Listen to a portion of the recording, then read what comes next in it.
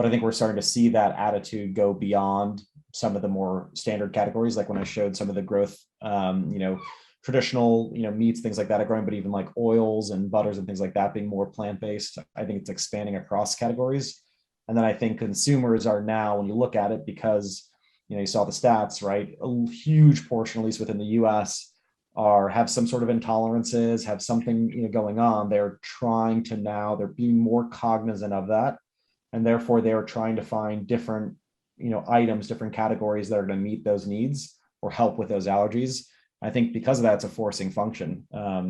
Obviously, as the plant-based plays into that, it depends on the category, it depends on the consumer. But I think for sure, there's definitely a mindset that's really it's a lifestyle, I think, that people are trying to live nowadays.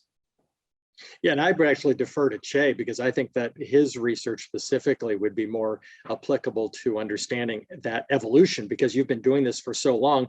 You probably got benchmarks from each period of time, what consumers valued and what they're looking for now.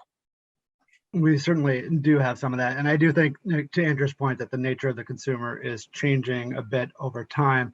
I would say that there's definitely a plant-based identity, but that people come to that identity from different angles. And so some people associate plant-based with being superior health. Others associate it with greater sustainability. And then there, of course, is the anti-animal cruelty cadre as well. And so plant-based is definitely becoming an identity among consumers, but how you get there is somewhat fragmented.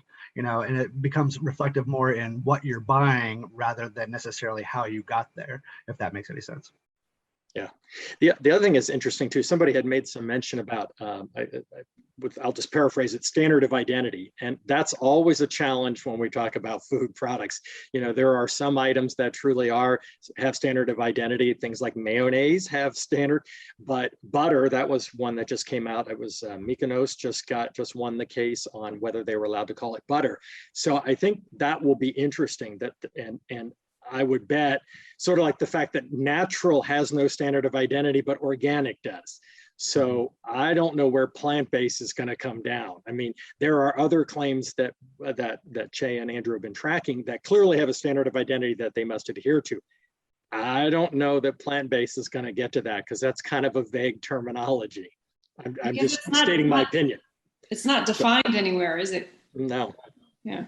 Agreed. No.